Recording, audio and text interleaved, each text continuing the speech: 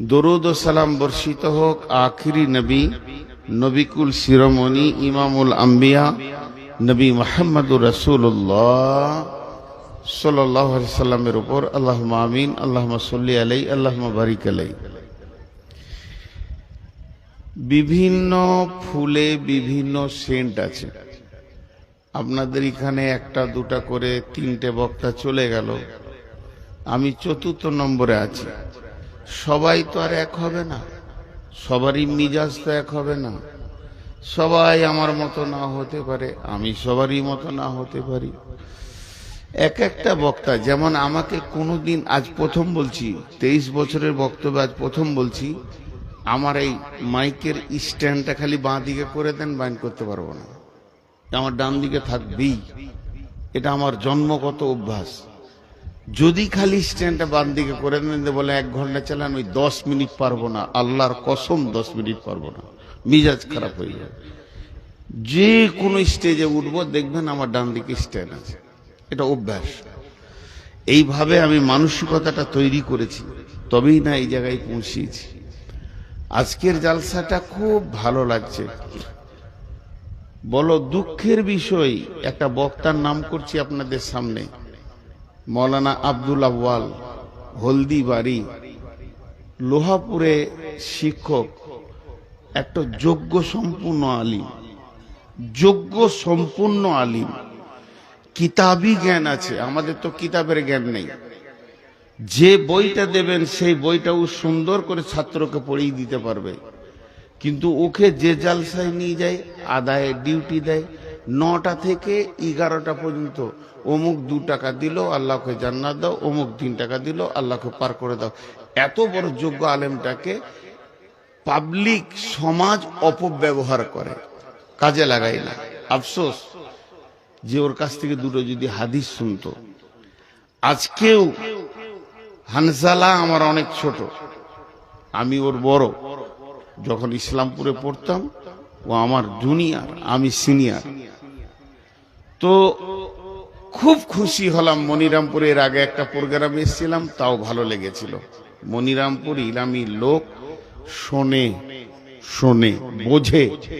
এবং এটা হয়েছে কেন, এই 2-3টি গ্রামে, মনিরামপুর, নারায়ণকর, ইলামি, তারানগর, কুসমানগর, এইগুলোতে আলেম আছে, বড় বড় জাইয়িদ আলেম আছে, যোগ্য সম্পূর্ণ আলেম আছে। সেই আলেমদের শিক্ষা দোয়া পেয়েছেন বলি এখানকার মানুষ এরকম ভালো। আর অন্য জায়গায় চলে যান, হইচই হচ্ছে। কিন্তু একটা কথা আফসোস করে বলছি, যতগুলি লোক বসে আছেন সবারই একটা মগজ আছে, সবারই একটা মগজ আছে, সবাইকে আল্লাহ দিয়েছে। তা আপনাদের মগজগুলো বলছে ইসলামী জালসায় চললাম, কিছু শুনবো, ভালো করে বসি। তাহলে এই লোকগুলো কি মগজ নাই যে দাঁড়িয়ে আছে? আমি ঢোকার সময় সবারই গায়ে হাত দিয়ে দিয়ে বসালাম, তাহলে এদের মগজগুলো এখন কি বলছে? আমার মাথা কাজ করছে না। আমি একটু মেন্টাল ঢুকে বসছে, আবার ওই চেয়ারের পেছনে বসছি, খানিক পরে আবার উঠবে। এরা কোন উদ্দেশ্যে বাড়ি থেকে বেরিয়েছে? দ্বিতীয় নম্বর, 1 2 3 4 5 6 7 8 9 10 11 12 13 14টা চেয়ার এদিকে আসবে। আপনার পেছনে লোক বসে আছে, আর আপনার বিবেকটা কি করে বলছে যে ওর সামনে আমি চেয়ারলে বসবো? এটা আপনাদের কাছে আমি শুধাইছি। যদি আমার ভুল হয়ে যায়, চেয়ারটা করে আমার মাথায় মেরে দেন, যে তোর হুঁশ নাই বে, ওর মুখে বসলাম তা কি হলো তোর? উঠেন, আরো উঠতে হবে। যতক্ষণ পর্যন্ত এই লোকগুলো আমার সাথে সাথে ক্লিয়ার না হবে, অতক্ষণ চেয়ার উঠাবো। পাছায় চেয়ার নিয়ে চলে যান আপনারা। আল্লাহ ওদেরকে যেন মওতের পর একটা করে চেয়ারের ব্যবস্থা করে দিও। আর আপনারা এই লোকগুলো মরলে কবর একটা করে চেয়ার দিয়ে দেন। তুই অভ্যাস কর, এই চেয়ারটা সরাও, ফের তুই বসবি নাকি? তুই নিচে বস, ছোট ছিল। এবার ভালো লাগলো যে লোকটি দেখতে পেয়েছি, আলহামদুলিল্লাহ। এখন আমি বায়ানের দিকে আগাচ্ছি। আজকে যেটা বলার নিয়ত করেছি, এই তুই বসবি না, তুই বসবি না, ভাগ, এই তোরা দুজনে বস, তোদের চামড়া মোটা, এটা আমি বুঝতে পেরেছি, বস। হ্যাঁ, চামড়া মোটা বললাম তো, বসলো। ওইদিকে গাড়িতে চেপে বসে আছে, ওর পাছায় বাঁদরের হাড় আছে, যে উঁচু জায়গা না হলে ওর পাছা যেন নিচে বসতে চাইছে না, গাড়ির ওপরে বসে। কত রকম মানুষ, আর সবাই বদ নয়, বদ আমি, আমার চোখই আবার এগুলো পড়ে, নসিব খারাপ। এখন যে আয়াতগুলো আপনাদের সামনে পড়েছি, কিছু কথা আপনাদেরকে খুব হৃদয়ের ভিতর থেকে বলবো। সাপে না কাটলে সাপের বিষের যাতনা মুখ দিয়ে বলে বোঝানো যাবে না। সাপে না কাটলে সাপের বিষের যাতনা মুখ দিয়ে বলে মানুষকে বোঝানো যাবে না। সেই জিনিসটা আপনাদের কাজকে কিছু বোঝাতে চাইছি, যেটা পশ্চিমবঙ্গে চলছে। সারা পশ্চিমবঙ্গ জুড়ে মুসলমানদের ওপরে কালো মেঘ এসেছে। শুধু পশ্চিমবঙ্গে নয়, পৃথিবীর সমস্ত কোণে কোণে মুসলিম নামে যে জাতিটা আছে তার উপরে রোলার চলছে, রোলার রোলার। কেন, কি হয়েছে? মালাকুম, এদের উপরে এত অত্যাচার চলবে কেন? আমাকে একজন হাজি সাহেব প্রশ্ন করেছিলেন। পাহাড়ে পাথর আনতে গেছিলাম মাদ্রাসা মসজিদের জন্য। অনেক ক্যাসারের মালিক, তিনি কোটিপতি। ভাই লোকটা ভালো, 5 ওয়াক্ত নামাজ নয়, তাহাজ্জুদও পড়ে, মুখে দাঁড়িয়ে আছে, হাজি সাহেব মানুষ, পরেশগার মানুষ। যখন মায়ানমারে অত্যাচার চলে, মায়ানমারের ফুল নকশাটা এখন ভারতবর্ষে চালু করেছে, তো যখন অত্যাচার করে তখন হাজি সাহেব আমাকে জিজ্ঞেস করছে, বলতে কেমন লাগছে মৌলানা, তাও তো আপনাকে জিজ্ঞেস করছি, এত অত্যাচার চলছে, তা আল্লাহ এখন কি করছে? প্রশ্নটা ঠিক আছে, আমার আল্লাহ কি করছে? আল্লাহকে তো 1 সেকেন্ড লাগবে না, মুহূর্তের মধ্যে বিশ্বটাকে চেঞ্জ করে দিতে পারেন আল্লাহ। তিনি কি করছেন? তা আজকে আপনাদেরকে সঙ্গে নিয়ে আমি বক্তব্য না রেখে একটা আত্মসমালোচনার দিকে নামবো। আত্মসমালোচনা, কিছু আলোচনা করব, পর্যালোচনা করব। ইসলাম মানে শান্তি, মুসলিম মানে শান্তি প্রিয়, সালাম মানে শান্তি। ইসলাম মানে শান্তি, ইসলাম মানে শান্তি। যেখানেই ইসলাম সেখানেই অশান্তি। মানের সাথে কাজের মেল হচ্ছে না। এর কারণটা কি? কে বলবে? কে বলবে কারণটা? অরিজিনাল অ্যাকুরেটি কারণটা কে বলতে পারবে? জি ভাই, শুধু ইসলামকে নিয়ে 2 কথা বলি।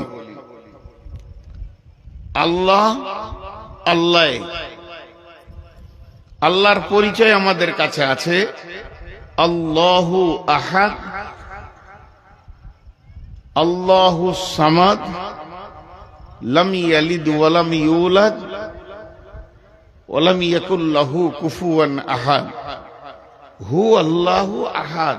কুল, বলো তুমি, ওই আল্লাহ এক। আল্লাহু সামাদ, তিনি কাউকে তাওয়াক্কা করেন না। লাম ইয়ালিদ ওয়া লাম ইউলাদ, তিনি কারো পিতা নন, তার কেউ পিতা নাই। ওয়ালাম ইয়াকুল লাহু কুফুয়ান আহাদ, তিনার মতো পৃথিবীতে কেউ নাই। শেষ হয়ে গেল পরিচয়। আবার আল্লাহর পরিচয় বিভিন্ন ভাবে আছে। ইন্নাল্লাহ আলিমুম বিজাতিস সুদূর, ইন্নাল্লাহ আলা কুল্লি শাইইন কাদির, ইন্নাল্লাহ গফুরুর রহিম। জি, এগুলো কার্যক্ষেত্রে বিভিন্ন রকম সিফত বলা হয়েছে। আল্লাহকে আমরা চিনেছি, আল্লাহকে বুঝেছি, শেষ, যতটাই বুঝেছি। এরপর আবার আকীদা ডিপলি কথা আছে, আল্লাহকে কিভাবে মানতে হবে, শিরক করা যাবে না, কি করা যাবে না, ওদিকে আমি যাচ্ছি না। দ্বিতীয় নম্বর, নবী মুহাম্মদুর রাসূলুল্লাহ সাল্লাল্লাহু আলাইহি সাল্লাম সম্পর্কে কে? তিনি হলেন আশহাদু আল্লা ইলাহা ইল্লাল্লাহ ও আশহাদু আন্না মুহাম্মাদান আবদুহু ওয়া রাসূলুহু, মুহাম্মদ সাল্লাল্লাহু আলাইহি সাল্লাম তিনি হলেন আল্লাহর প্রেরিত রসুল এবং তিনার গোলাম। তিনাকে পাঠানো হয়েছিল কেন? তিনি আমাদের মাঝে এসে কোন কাজ করে যাবে?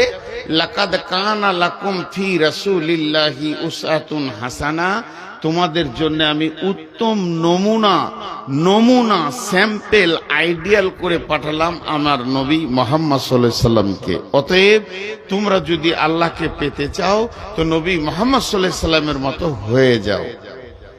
দুটো বুঝে এলো, 3 নম্বরটা বুঝে আসছে না। ইসলাম, অবিল ইসলামে দীনান, দোয়াটা এইরকম আছে রাজিতু বিল্লাহি রব্বাও অবিল ইসলামে দীনান ওবি মুহাম্মাদিন নবিয়্যা সাল্লাল্লাহু আলাইহি সাল্লাম। আমি সন্তুষ্ট আছি আল্লাহকে রব মেনে নিয়ে, আমি সন্তুষ্ট আছি নবী মুহাম্মদ সাল্লাল্লাহু আলাইহি সাল্লামকে নিজের জীবনের নবী মেনে নিয়ে, এবং আমি সন্তুষ্ট আছি দ্বীন ইসলামকে মেনে নিয়ে। তাহলে আল্লাহকে বুঝলাম, নবীজিকে বুঝলাম, নবীজির পরিচয়, নবীজির নাম হলো মুহাম্মদ সাল্লাল্লাহু আলাইহি সাল্লাম, ওনার আব্বার নাম হলো আব্দুল্লাহ, মায়ের নাম আমিনা।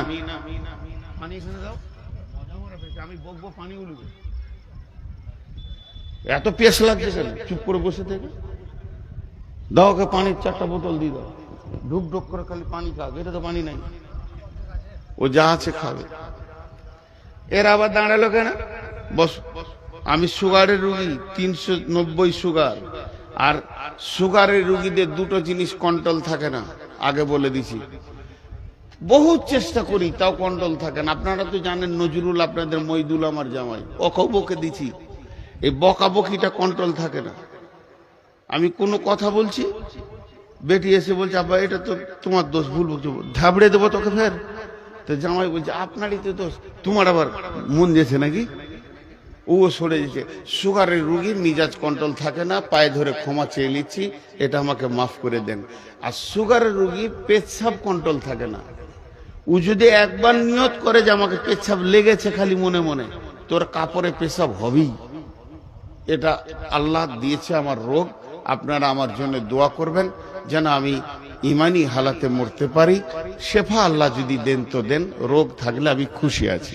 যাক, আমি যে কথা বলছিলাম, তাহলে 3টে জিনিসকে আমাদেরকে বুঝতে হবে। 3টে জিনিস। একটা আল্লাহকে বুঝলাম, একটা নবীজিকে বুঝলাম, দ্বীনটা কি। এবার দ্বীন নিয়ে কথা বলছি। আপনারা হিন্দি ভাষী মানুষ, প্রাইমারি থেকে হিন্দি পড়েছেন, আমি বাংলা পড়েছি। তয়ে বানানটা একবার বলছি,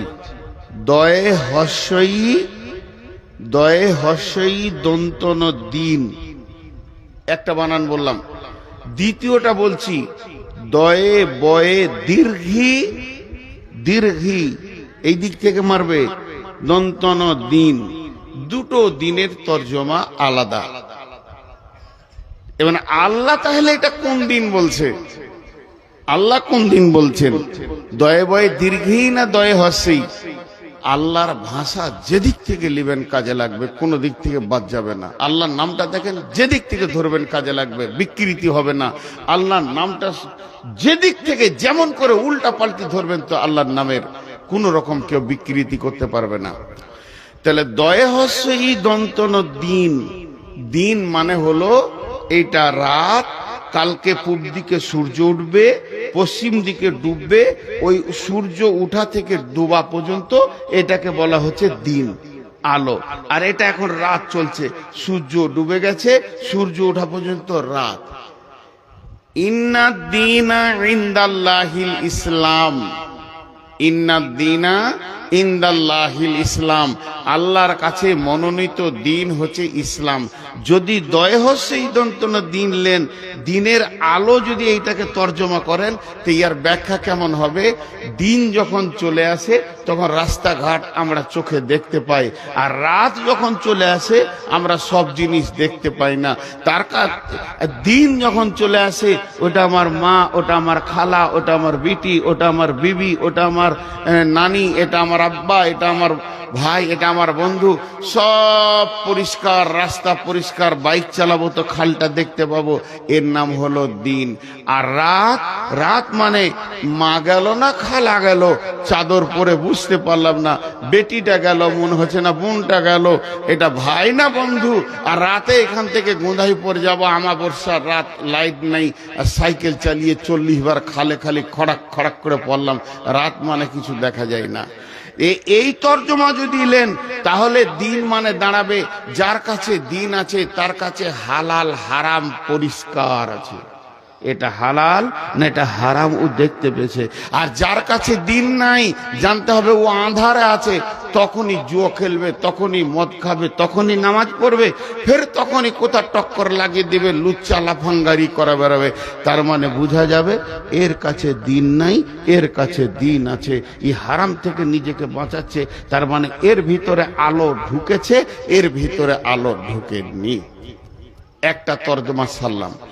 আর দয়ে বয়ে, দয়ের সাথে বকে পাছে লাগিয়ে দিতে হবে যে দীর্ঘী দন্তন দিন, এর আবার 19টা মানে আছে, একটা দুটা লয়, 10 আর 9 19, তার মধ্যে দু একটা বলছি।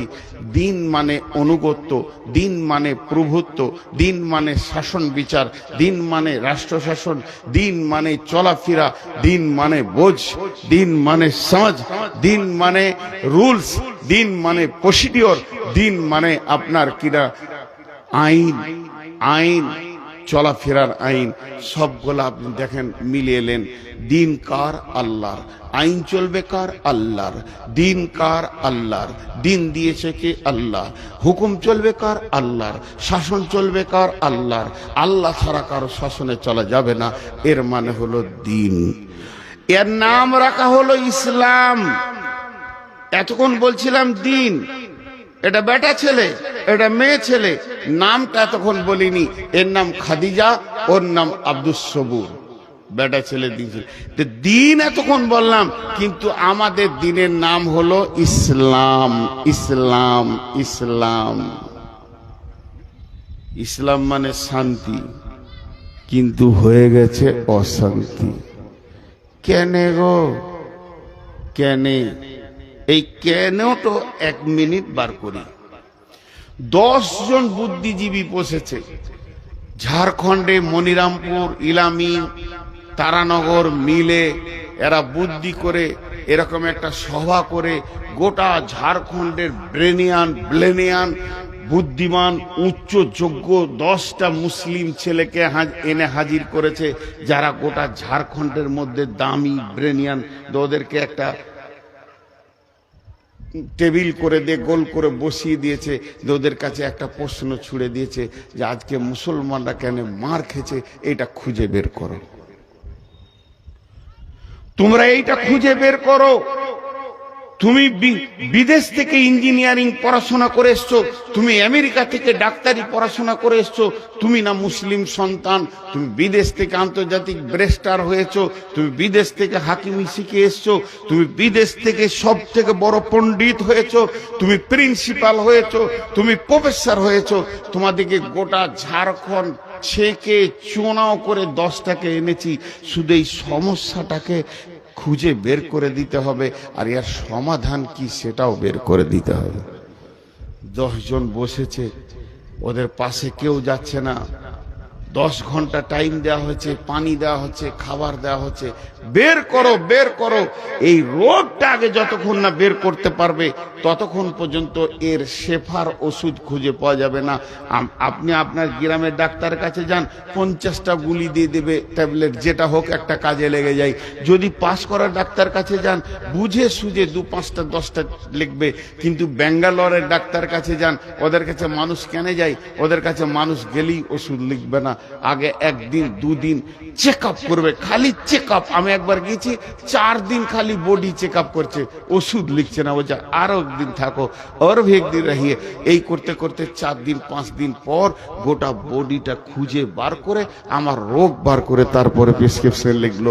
এটা হচ্ছে ওদের বুদ্ধি। তা এদেরকে বলছি যে সারা বিশ্বের মুসলমান, এই ফিলিস্তিনের মুসলমান, এই ভারতবর্ষের মুসলমান, মায়ানমারের মুসলমান, বাংলাদেশের মুসলমান, পাকিস্তানের মুসলমান, চীনের উইঘুরের মুসলমান, সুদানের মুসলমান, আজকে কোন জায়গায় নিরাপত্তা নেই। ঘটেছে কি? ঘটেছে কি? এদের মধ্যে যার যেমন ব্রেন ছিল সে সেরকম বলল। সবগুলোই আতরের বোতল, কিন্তু সেন্ট এক হবে না। সেন্ট এক হবে না। বোতল খুলবেন, আলাদা আলাদা সেন্ট, সবই ভালো। যাদের যা বুদ্ধি ছিল বলা হয়ে গেল। কেউ বলছে এটা আরএসএস এর চাল, কেউ বলছে বিজেপির চাল, কেউ বলছে না এটা তৃণমূলের চাল। এই বলতে বলতে সবাই বলে দিল। শেষকালে বাকি থাকলো কে? বাকি থাকলো আমাদের একজন বড় গণ্যমান্য ব্যক্তি আনা হয়েছে, তার বাড়ি ধরেলেন সৌদি, মদিনা ভার্সিটির প্রিন্সিপাল। ওকে বলা হচ্ছে আপনি এবার বলেন। উনি শুরু করলেন, বিসমিল্লাহির রহমানির রহিম,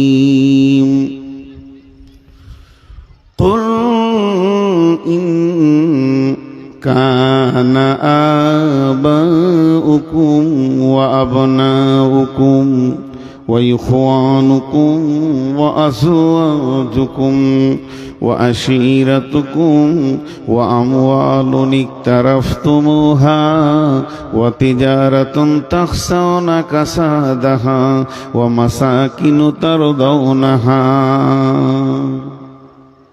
أحب إليكم من الله ورسوله وجهاد في سبيله فتربصوا حتى يأتي الله بأمره والله لا يهدي القوم الفاسقين।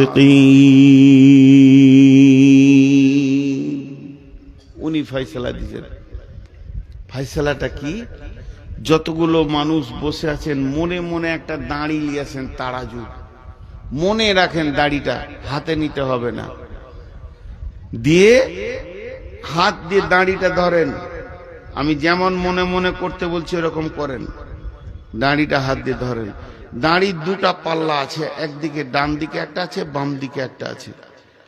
ডান দিককার পাল্লাটা মুছেলেন, বাম দিককার পাল্লাটা মুছেলেন। যে বাম দিককার পাল্লায় 8টা জিনিসকে চাপান, 8টা মাল, 1 2 করে 8টা। আমি বলে যাচ্ছি, চাপান আপনারা মনে মনে। বিসমিল্লাহির রহমানির রহিম। آباؤكم وأبناؤكم وإخوانكم وأزواجكم وعشيرتكم وأموال اقترفتموها وتجارة تخشون كسادها ومساكن ترضونها। তোমার বাপের মহব্বত, তোমার সন্তানের মহব্বত, তোমার ভাইয়ের মহব্বত, তোমার বিবির মহব্বত, তোমার বন্ধুর মহব্বত, সঞ্চিত মাল, ব্যাংক ব্যালেন্স যেটা জমা করেছো সেই মালটার মহব্বত, চাকরি বাকরি ব্যবসা বাণিজ্যের মহব্বত, আর 8 নম্বরে যে ঘরটা তুমি অট্টালিকাটা বানিয়েছো এই ঘরটার মহব্বত। টোটাল 8টা মালকে বাম পাল্লায় চাপিয়ে দাও, বাম পাল্লায় রেখে দাও। এবার ডান পাল্লাটা যে তোমার ফাঁকা আছে ওখানে 3 জনকে চাপাও। আহাব্বা ইলাইকুম মিনাল্লাহি ওয়া রাসূলিহি ওয়া জিহাদিন ফি সাবিলিহি। একটা আল্লাহর মহব্বত আর একটা রসুলের মহব্বত, আর আল্লাহ দ্বীনকে আগে বাড়াতে হবে এ ব্যাপারের মহব্বতটা ওখানেই চাপাও। যে 3টে জিনিস, একদিকে থাকলো 8টা, একদিকে থাকলো 3 3টি, বাম দিকে থাকলো 8টা, ডান দিকে থাকলো 3টি। আল্লাহ বলছেন তোর মনের দাড়িটা এবার ওপর দিকে তোল, তুলে তুই নিজে তাকিয়ে দেখ কাঁটার দিকে। তার মানে তোর অন্তরটা 3টের মহব্বত বেশি না 8টার মহব্বত বেশি? যদি 3টের মহব্বত হয় তাহলে তুই ইমানদার, যদি 8টার মহব্বত বেশি হয়, তুলনামূলক 3টের মহব্বত যদি কম হয়ে যায়, আল্লাহ বলছেন তুই ফাসেক হয়ে গেলি। শুনেলে ফাতার আব্বাসু ফাতার আব্বাসু ফাতার আব্বাসু হাত্তা ইয়াতি আল্লাহ বিআমরিহি, অপেক্ষা কর, অতক্ষণ পর্যন্ত কর যতক্ষণ পর্যন্ত আল্লাহর হুকুম না এসেছে। ওয়াল্লাহু লা ইয়াহদিল কওমাল ফাসিকিন, আল্লাহ ফাসিকদেরকে কোনো দিন হেদায়েতের রাস্তা দেবেন না।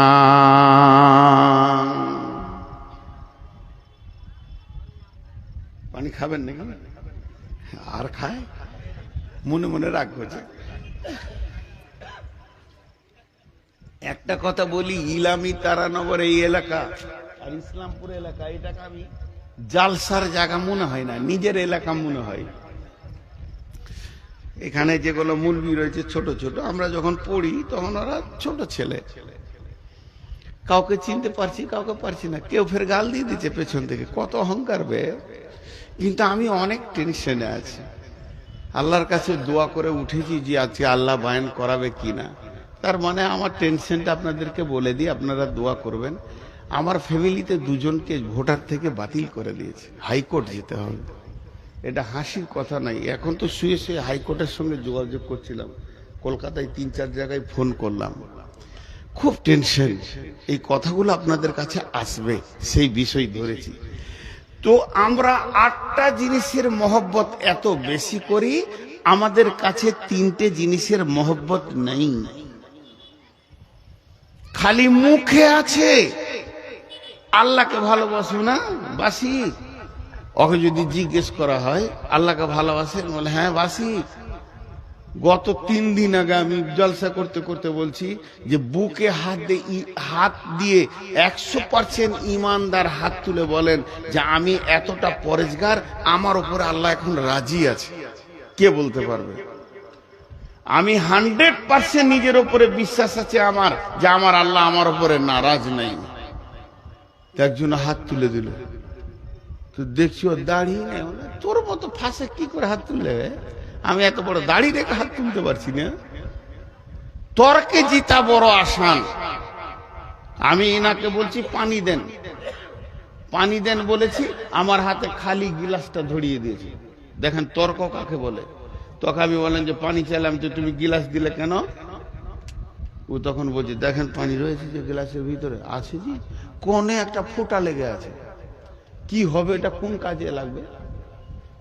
কোন কাজে লাগবে? খাওয়া হবে না, গোসল হবে না, ওষুধ খাওয়া হবে না, কিন্তু তর্কে জিতে যাবে গিলাসে পানি আছে কিনা বল। তো ওই রকম তর্কে অনেকে জিতে যাবে যে আমি আল্লাহকে ভালোবাসি, কিন্তু ভালো যদি বাসো তো এই হালাতটা কেন? বিসমিল্লাহির রহমানির রহিম। তাই আল্লাহ তাবারাক ওয়া তাআলা বললেন ফাতারাব্বাসু হাত্তা ইয়াতি আল্লাহু বিআমরিহি ওয়াল্লাহু লা ইয়াহদিল কওমাল ফাসিকিন। তোদের হালাত, ছোট্ট একটা কথা জিজ্ঞেস করব, আপনাদেরকে চিল্লাইতে হবে না, হালকা করে উত্তর দিলেই হবে। কোরআন মাজিদ, কোরআনুল কারীম আমার হাতে নাই, মনে মনে ধরেলেন। আল্লাহ আমাদেরকে পথ চলার জন্য দিয়েছেন কোরআনুল কারীম, আল্লাহ আমাদের পথ চলার জন্য দিয়েছেন। ওই কোরআনুল কারীমে বিসমিল্লাহ থেকে মিনাল জিন্নাতি ওয়ান নাস পর্যন্ত যত নিয়ম কানুন আদেশ নিষেধ যা দিয়েছেন, এই বান্দার জন্য, তার গোলামের জন্য যথেষ্ট না কম দিয়েছেন আল্লাহ? কথা বলে না। যথেষ্ট দিয়েছেন না কম দিয়েছেন? যথেষ্ট। এবার পার্সেন্টেজ করেন আমার সঙ্গে, 100-তে 100 দিয়েছে না 100-তে 99 দিয়েছে? 100-তে 100। আলহামদুলিল্লাহ, আলহামদুলিল্লাহ, সুম্মা আলহামদুলিল্লাহ। আপনাদেরকে আমি বুঝাতে পারছি। এবার চলেন, আজ থেকে 1450 বছর পেছিয়ে যায় রসুলের যুগ, সাহাবীদের যুগে। সাহাবীদেরকে বেঈমান কাফেররা প্রশ্ন করত, এই এই তোরা কি করিস? হিয়ানত করে জিজ্ঞেস করত, তোরা কি করিস? ওরা উত্তর দিত, কোরআনে যা আছে আমরা তাই করি, কোরআনে যা আছে আমরা তাই করি। যদি ওদেরকে এরকম প্রশ্ন করত, এই তোদের কোরআনে কি আছে রে? বলে, আমরা হাত পা দিয়ে যা আমল করি তা কোরআনে আছে। চলে আসে এখন 2026 সালে এপ্রিল মাসের 3 তারিখের রাতে। এখন যদি কোনো কাফের বেঈমান এসে স্টেজে উঠে আমাকে একবার বলে, মৌলভী সাহেব একবার মাইকটা দেন তো, 2 মিনিট, বেশি সময় লিব না, দিয়ে বললো হ্যালো, ও তো সালাম দিবে না, বেঈমান খ্রিস্টান ইহুদি। এই মুসলমানেরা তোমরা কি করো? উত্তরে বলতে পারবো না, কোরআনে যা আছে তাই করি। আমাদের করার সঙ্গে কোরআনের মেল হবে না, আর কোরআনে যা আছে তা আমাদের সঙ্গে মেল হবে না। তাহলে কি আমরা আহলে কোরআন আর আহলে হাদিস এটা জবান দিয়ে খালি দাবি রেখেছি? গিলাসের কোণে 1 ফোঁটা পানি যেমন কোনো কাজে আসবে না, তর্কে জিতার জন্য যথেষ্ট হয়ে যাবে। তুমি তর্কে হারবে না, তুমি জিতে যাবে। তেমনি আমরা এমন মুসলমান, গোটা কোরআনটা আমাদের জিন্দেগির সঙ্গে মেল নাই। আজকে যদি কোরআন আমাদের জিন্দেগির সঙ্গে মেল থাকতো, পৃথিবীতে যত জাতি আছে সব এসে আমাদের কাছে উবুর হয়ে পড়তো। হতভাগা মুসলমান বেল কোরআন, আর তাদের চলা চরিত্র হয়ে গেল ইহুদি আর খ্রিস্টান। এর মুখে দাবি করে আমরা মুসলমান, এদের চালচলন হয়ে গেছে ইহুদি নাসারা খ্রিস্টান। অতএব আল্লাহ তাবারাক ওয়া তাআলা বলেছেন, জাহারাল ফাসাদ ফিল বাররি ওয়াল বাহরি বিমা কাসাবাত আইদিন নাস। জলের ভিতরে কিংবা স্থলে, সমুদ্র জলপথে স্থলপথে যত রকম ফাসাদ, যত রকম গন্ডগোল, যত ঝামেলা আসবে, হে মুসলমান তোমাদের হাতের কামায় তোমরা নিজেই বানিয়েছো। এটা তুমি অন্য কাউকে দোষ দিতে পারবে না। যাদের মাবুদ, যাদের মালিক, যাদের মুনিব হচ্ছে স্বয়ং আল্লাহ, সেই মুনিবের গোলাম যদি রাস্তায় মার খায়, সেই মুনিবের গোলাম যদি দুর্বলের কাছে মার খায়, তাহলে জানতে হবে এই দুর্বল কত দূর আমরা দিন ইসলাম থেকে সরে গেছি। যে আজকে আমাদেরকে, যাদের কাছে দিন নাই, ইসলাম নাই, দলিল নাই, তারাই আমাদেরকে শাসন করছি।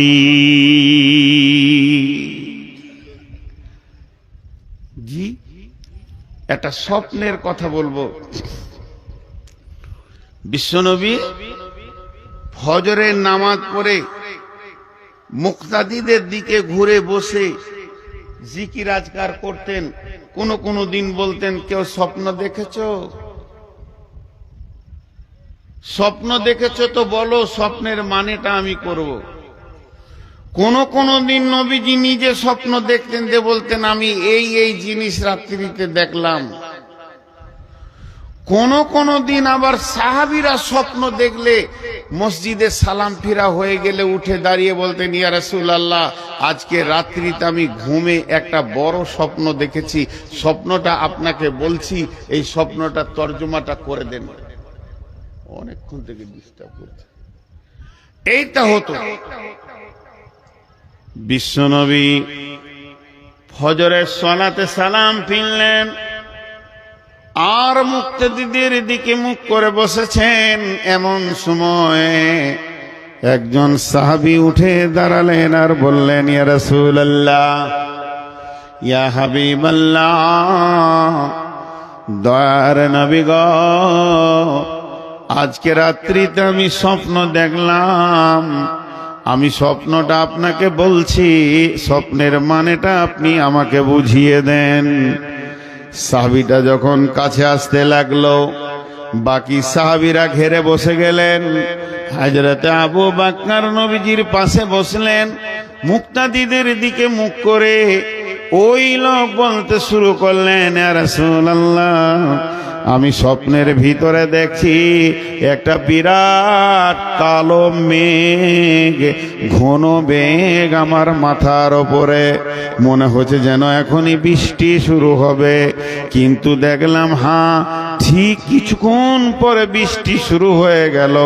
আর বৃষ্টির যখন পড়তে লাগলো, বড় আশ্চর্যের বিষয়, পানির বৃষ্টি হয়নি, দুধের বৃষ্টি নয়, শরাবের বৃষ্টি নয়, দয়ার নবী মধু বর্ষণ হচ্ছে। জিন আর ইনসান সেই মধুকে খাওয়ার জন্য ভিড় লাগিয়েছে। কেউ পেট ভরে খেয়েছে, কেউ সামান্য খেয়েছে, কেউ এক দু ঘুট খেয়েছে, কেউ আবার খেলো না, দয়ার নবী। তারপরে পরে দেখলাম ওই বৃষ্টির ভিতর দিয়ে একটা লম্বা রশি ঝুলছে। একটা লোক রশি ধরে ওপর দিকে চলে গেল, দ্বিতীয় নম্বর লোকটা চলে গেল, তৃতীয় নম্বর লোকটা যখন চড়তে গেল, দড়িটা কেটে গেল, ছিঁড়ে গেল, পড়ে গেল। কিন্তু লোকটি বড় মজবুত ছিল, গিঁড়া লাগিয়ে আবার উঠে চলে গেল দড়ি ধরে।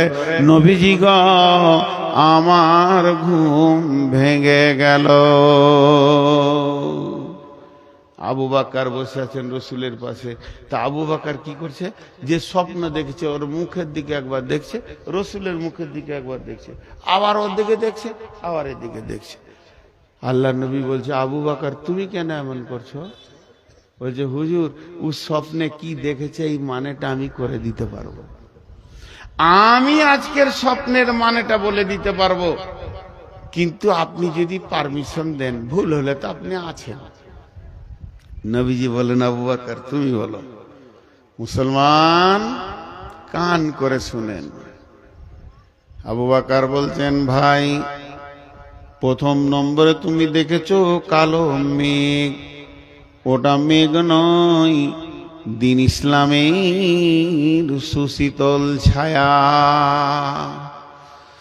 দুই নম্বরে দেখেছ ওই মেঘের মধু বর্ষণ হচ্ছে, ওটা মধু নয় রে বন্ধু, আল্লাহর কালাম পাক নাজিল হচ্ছে, কোরআন। তিন নম্বরে দেখেছ জিন ইনসান সেই মধু খেতে এসেছে। কেউ পেট ভরে খেলো, কেউ সামান্য খেলো, কেউ এক ঘুট দু ঘুট খেলো, কেউ খেলো না। তার মানে ওখানে যে মধু পেট ভরে খেয়েছে কোরআনের হাফেজ হবে, আবার অল্প খেয়েছে অল্প মুখস্থ করবে, এক দু ঘুট খেয়েছে ছোট ছোট দুটি একটি সূরা মুখস্থ করবে। কিন্তু যে মোটি খেলো না, আল্লাহ তাকে কোরআন পাকের মতো জ্ঞান দেবেন না। এরপরে তুমি দেখেছো ওই বৃষ্টির ভিতর দিয়ে একটি রাস্তা, একটি রশি ঝুলছে। ওটা রশি লয় ভাই, ওটা সূরা বাকারার একটি আয়াত, ইহদিনাস সিরাতাল মুস্তাকিম। ওটাই হলো জান্নাতের রাস্তা। তুমি একজনকে দেখেছো চলে গেল, তীরে কেউ নয়, তিনি হলেন নবী মুহাম্মদুর রাসূলুল্লাহ সাল্লাল্লাহু আলাইহি ওয়াসাল্লাম। ওই রাস্তায় চলে গেলেন। তারপরে আর একজনকে দেখেছো, সেটা আমি আবু বকর চলে গেলাম। তারপরে তিন নম্বরের লোকটা রশি ধরতে গেল, কেটে গেল, ওটা হলে হযরতে উমর, ওকে শহীদ করা হবে, ও উঠে চলে গেল। তোমার ঘুম ভেঙে গেল। এটা হলো ইসলামের সুশীতল ছায়া। কোনো একদিন এ দেশের মাটিতে কালেমার পতাকা উড়বে, তৌহিদের পতাকা উঠবে।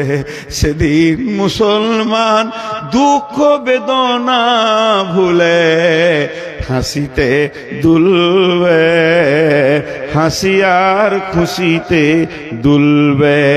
রবে না ব্যভিচার, রবে না অন্যায় অবিচার, থাকবে না জুলুম অত্যাচার, সকলে শান্তিতে বাস করবে। কোনো একদিন এদেশের মাটিতে কালেমার পতাকা উড়বে। হে মুসলমান, আমরা উহুদের প্রান্তে দাঁড়িয়ে আছি, আমরা বদরের প্রান্তে দাঁড়িয়েছি। কখন শুরু হয়ে যেতে পারে? এখন ভারতবর্ষের মুসলমান উহুদ বদর খন্দকের ময়দানে দাঁড়িয়ে আছে। যে কোনো সময় যে কোনো জায়গায় শহীদ এর ডাক এসে যেতে পারে। তো এ হলো ইসলাম। কিন্তু ইসলাম ওয়ালারা আজকে শান্তিতে নাই। ছোট্ট একটা বিচার আপনাদের কাছে নিব, আপনারা বিচার করবেন আর আমি শুনবো, কারণ আমি আপনাদের কাছে বিচার নিতে এসেছি। দেখেন, আমি প্রথমেই বলেছি সুগারের রুগী, মাঝে মাঝে মাপ চাবো, মাঝে মাঝে ধুমকাবো।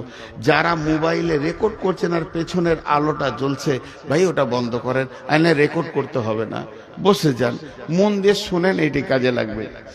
যে কথাটা আপনাদের সামনে বলছি, বিচার চাইছি। বিচারটা কি? বিসমিল্লাহির রহমানির রহিম। আল-ইয়াওমা আকমালতু লাকুম দীনাকুম ওয়া আতমামতু আলাইকুম নি'মাতি ওয়া রাদিতু লাকুমুল ইসলাম দীনা।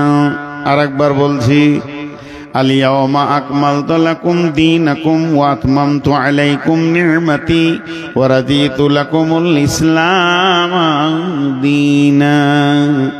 আল্লাহর নবী যখন, কেউ বলেছে এটা কোরআনের শেষ আয়াত, কোরআন যখন শুরু হলো প্রথম আয়াতটা ছিল ইকরা বিসমি রাব্বিকাল্লাযী খালাক, আর এটা নাজিল হয়েছিল গারে হীরাতে।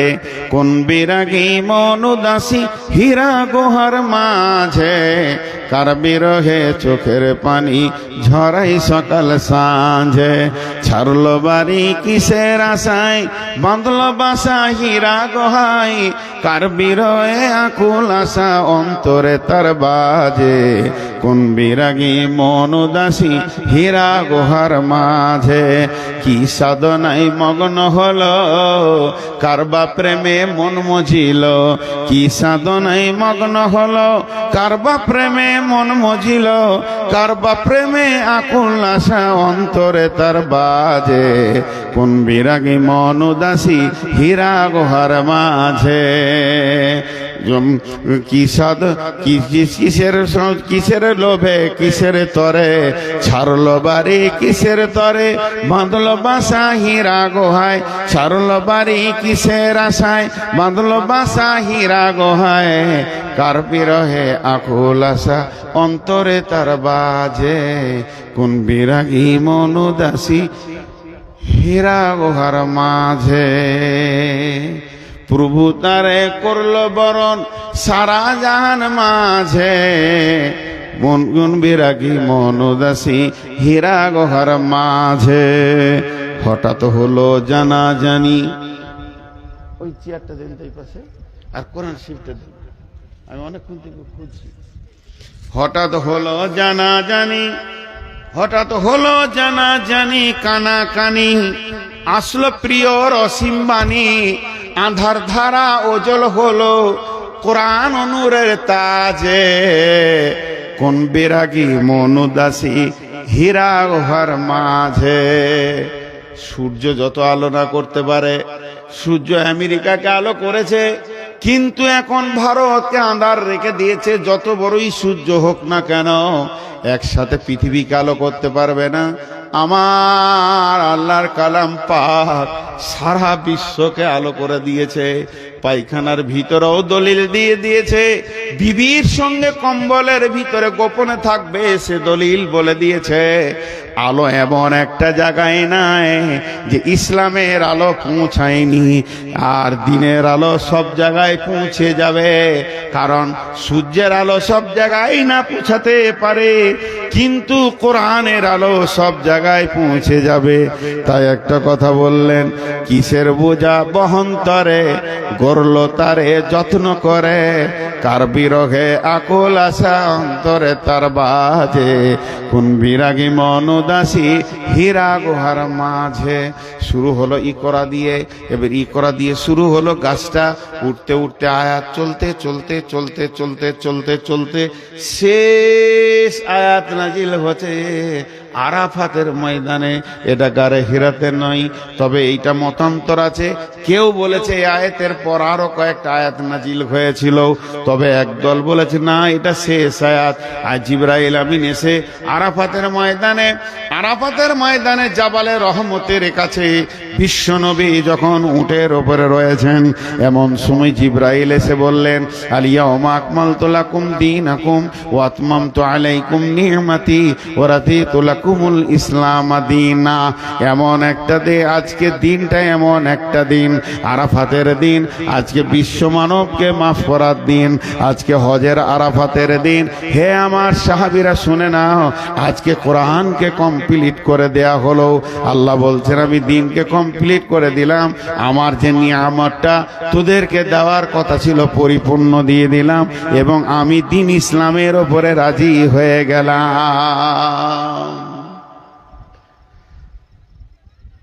আয়াতটা নাজিল হচ্ছে, আবু বকর কাঁদছেন, উমর টেনশন করছেন। আবু বকরকে প্রশ্ন করলো, জাহান্নামের কথা নাই, কবরের কথা নাই, আযাবের কথা নাই, পুলসিরাতের কথা নাই। আয়াতটাতে কি আছে? আজকের দিনে তোমাদের দিনকে পরিপূর্ণ করে দেয়া হলো। আল্লাহ তার যে নিয়ামতটা দেওয়ার কথা পরিপূর্ণ দিয়ে দিল, কমপ্লিট করে দিল। আর আল্লাহ এই ইসলামের উপরে রাজি হয়ে গেল। রাজিতু লাকুমুল ইসলাম দীনা, আমি রাজি হয়ে গেলাম। কানলেন কেন? আবু বকরকে বলছে, আবু বকর তুমি কাঁদছো কেন? আবু বকর বলছে, বুঝতে পারছো না এই আয়াতটা কি বলছে? আয়াতটা বলছে দিন কমপ্লিট হয়ে গেল, এর মানে হচ্ছে নবীজি আর থাকবেন না, দুনিয়া থেকে চলে যাবেন। আমি ওই জন্য কাঁদছি, যে কাজে উনি এসেছিলেন ওই কাজটা কমপ্লিট হয়ে গেছে, আর থাকবে? ওর তো শেষ, এবার রিটার্ন হবে, চলে যাবে, এই জন্য কাঁদছি। উমর বলছেন, উমর তুমি আয়াত থেকে কি পেলে? উমর উত্তর দিল, যেদিন কোনো কাজ শুরু হয় প্রতিদিন কাজটা ওজন বাড়ে। যখন কোনো কাজ শুরু হয়, শুনেলেন একটা গ্রিল, এই ফাঁকটা একটা গ্রিল বানাবো, একটা মসজিদে একটা গ্রিল বানাবেন। যেদিন গ্রিলের অ্যাঙ্গেল দিতে শুরু করলো, ওর ওজন বাড়তে লাগলো। একটা করে অ্যাঙ্গেল মারবে, ঝাল দেবে, একটু করে ওজন বাড়বে, একটা করে অ্যাঙ্গেল দিবে, ঝাল দেবে, ওর ওজন বাড়বে। বাড়তে বাড়তে বাড়তে বাড়তে যেদিন কমপ্লিট হয়ে যাবে, সেই দিন থেকে ওজন কমতে থাকবে, জং ধরবে, ছেড়ে যাবে, আর সেই ওজনটা থাকবে না। তা বিশ্বনবী আজকে কমপ্লিট করে দিলেন দিন। এই দিনটা যে অবস্থায় নবীজি ছেড়ে চলে যাচ্ছেন, উম্মতরা ওই অবস্থায় রাখতে পারবে না। চটা ছাড়তে ছাড়তে ছাড়তে ছাড়তে সামান্য ওদের কাছে দিন থাকবে, এতেই নিজেকে মুসলমান ভাববে।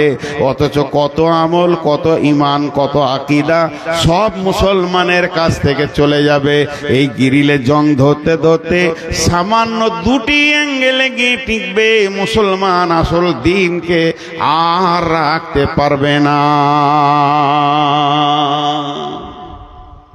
বলেন, আমি আপনাদের কাছে ছোট্ট করে আবদার করে ছোট ভাইয়ের মতো জিজ্ঞেস করছি, আমাদের মুসলিমদের একটা বিয়ে বাড়িতে দিন আছে, একটা মরা ঘরে দিন আছে, একটা ছেলে জন্ম নিল সেখানে পরিপূর্ণ দিন আছে, না কোনো অনুষ্ঠানে পরিপূর্ণ দিন আছে, না নিজের মাথা থেকে পা পর্যন্ত দিন আছে? দিন সব জায়গায় যেন ছেড়ে চলে গেছে, তারপরেও ভাবছে আমি মুসলমান। জি, তারপরেও ভাবছে আমি মুসলমান। কেউ 5 ওয়াক্তে নামাজে জানে শান্তি পেছে না, সে রাতে উঠে হু হু করে আল্লাহর কাছে কাঁদছে তাহাজ্জুদে। আবার কেউ 5 ওয়াক্ত নামাজ পড়ে মনে করছে আমার মতো মুসলমান কে আছে। কেউ আবার শুধু জুমাটা পড়ে মনে করছে যে আমি ইসলামে টিকে আছি। তাহলে ইসলামটা কেমন এখন খুঁজে পাওয়া মুশকিল হয়ে যাচ্ছে। আবার কেউ শুধু জানাজা পড়ে আর 2টো ঈদের নামাজ পড়ে, সে মনে করে আমার মতো ইসলামওয়ালা কেউ নাই, আমি তো ইসলামে আছি। তাহলে ইসলাম কমপ্লিট কোনটা, কে কম করছে কে বেশি করছে, ইসলামের পরিপূর্ণতেই আমরা দাঁড়িয়ে নাই। আমাদের কাছে ইসলাম নাই। অন্য জাতিকে দোষ দেবেন না, হিন্দুকে দোষ দেবেন না, খ্রিস্টানকে দোষ দেবেন না, ইহুদিকে দোষ দেবেন না, নাসারাকে দোষ দেবেন না, কোন বিজেপিকে দোষ দেবেন না, দোষ দিয়েন না বজরংকে, কোন বজরংয়ের দোষ নাই, না आरएसएस এর দোষ আছে, না শিবসেনার দোষ আছে। इस घर में आग लगी है घर ही की चिराग से, इस घर में आग लगी है घर ही की चिराग से। আপনাদের কাছে বিচার চাইতে গিয়ে আমি একটা লম্বা আয়াত পড়ে তর্জমা করে দিলাম। এখন আমি বিচার প্রার্থী, আপনারা জজ, বিচার করে দেন। বচনে বচনে বিটি হারাইল ক্যাথা, ভেরলের যুদ্ধতে গেল শিয়ালের মাথা, মা বিটিতে ঝগড়া করে বটি পড়ল নাকে, 3 জনের মধ্যে দোষ দিব কাকে? করে দেন বিচার। আবার আপনারা জ্ঞানী মানুষ বসে আছেন। হাজি ভাই, রাস্তায় একটা সাইকেল যেছে আর একটা লোক হেঁটে যেছে, যদি অ্যাক্সিডেন্ট হয়ে যায় কাকে মারবেন? দোষ। কিন্তু যার